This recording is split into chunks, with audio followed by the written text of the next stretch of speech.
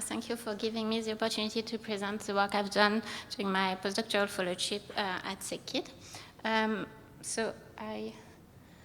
I study medulloblastoma, which is a pediatric brain tumor, which appear in the cerebellum at the back of the brain of mainly children, and it's about 50 to 60 new cases per year in Canada. So the classical treatment is removing the tumor by surgery, then radiation and chemotherapy. The overall survival is about 70%, which is good, but it hasn't changed that much in the last decade. So we need to do better.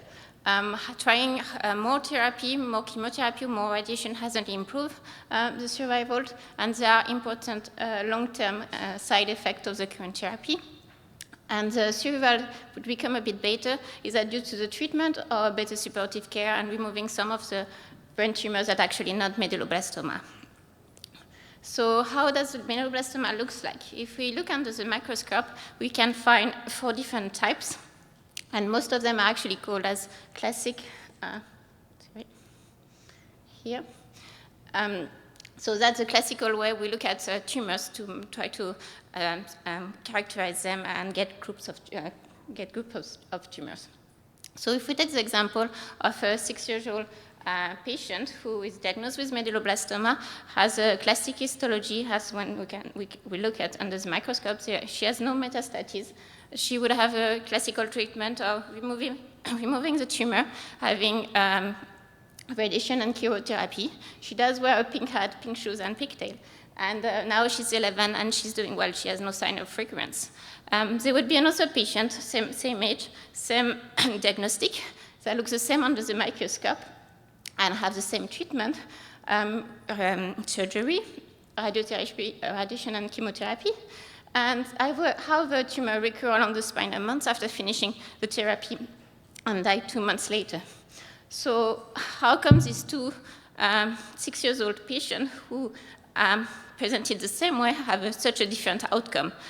Despite looking at an article in the microscopes that tell us that there are actually 2 different types of tumors.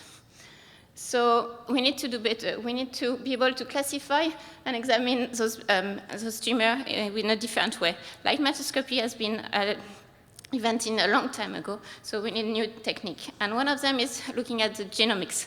So basically, what are the genetic information we can get from those tumors?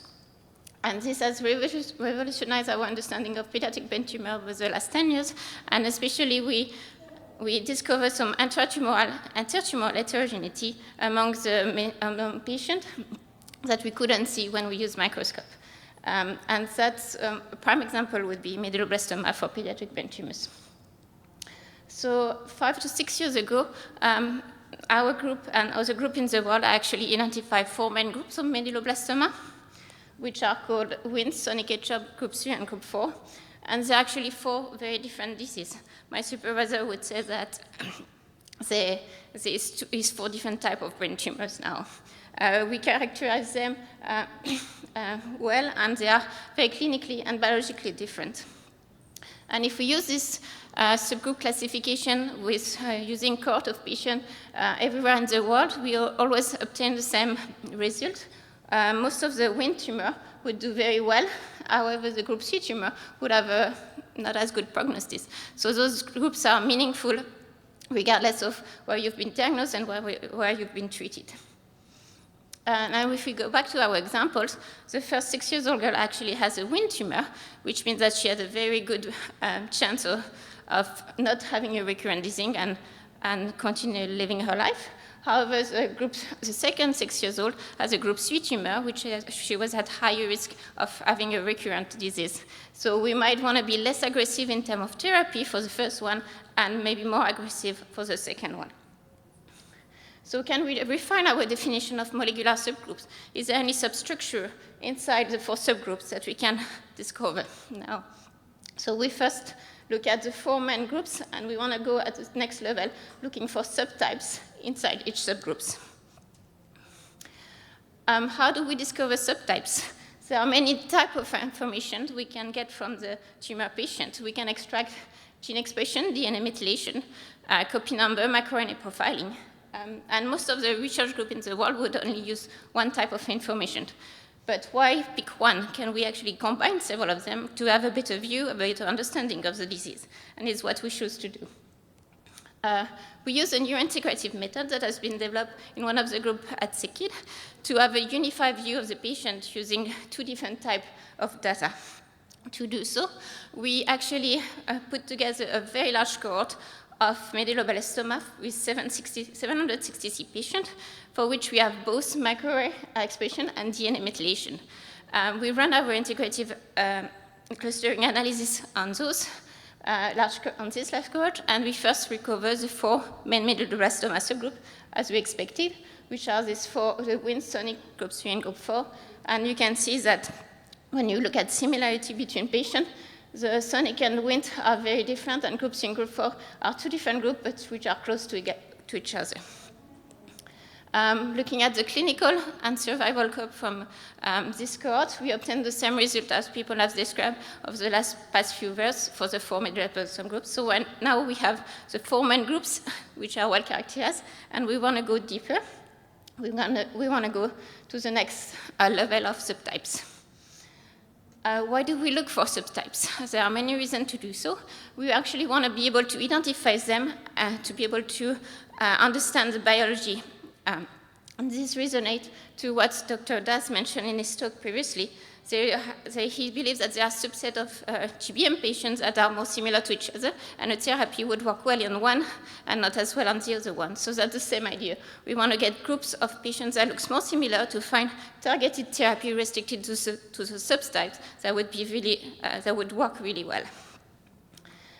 So from our 763 cohort, we got the 4 subtypes, and we run our integrative clustering for every single subgroups separately, and we look for 2 to 8 groups, and we find 2 Wnt, 4 sonic hedgehog, 3 group 3, 3 group 4 medulloblastoma subtype, which are really clinically and biologically distinct. If we take the example of the sonic hedgehog subgroup, we identify 4 subtypes. One group composed of children, 2 groups composed of infants, and 1 adult group. So the key finding for this particular subgroup is that the 2 infant groups that we discover actually has a difference in survival. So those sonic hedgehog gamma, as we call them, infant, are doing a lot better than the beta here, as you can see here. So why not reducing maybe the aggressiveness of the therapy for the sonic hedgehog gamma that does well and limit the long-term side effect of the treatment for these particular groups.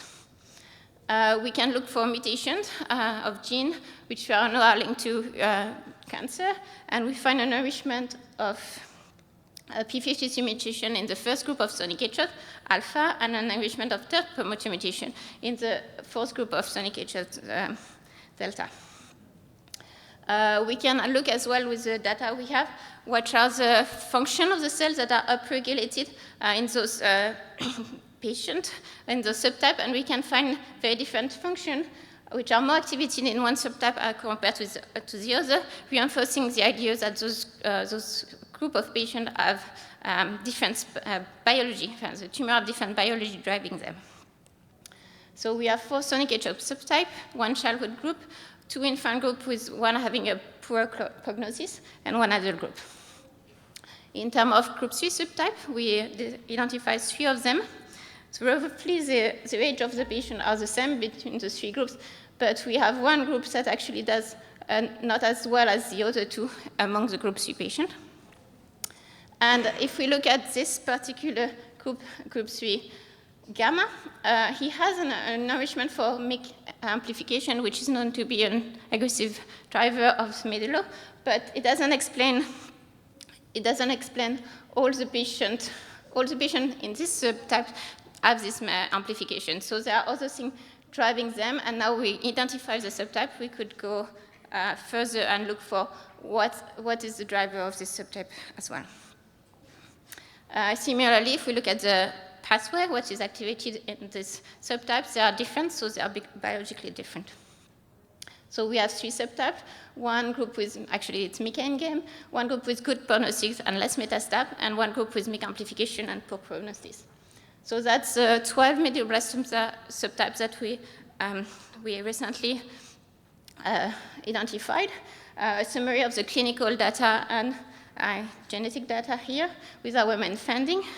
And this has been published in the Cancer Journal a few months ago. So all the medulloblastoma researchers in the world have access to it, and especially have access to the data to be able to continue to do further research. So clinicians at the moment are starting to take into account the 4 medulloblastoma subgroup to modify their treatment, especially for the WINT medulloblastoma subgroup.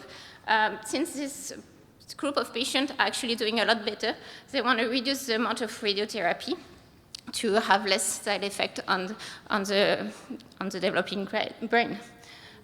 So our hope is that one day clinicians will actually use this subtype to identify more personal treatment options for patients with medulloblastoma.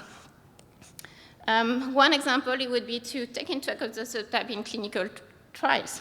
So there is currently a trial that look at de-escalation of therapy, so giving less therapy in medulloblastoma classified as desmoplastic.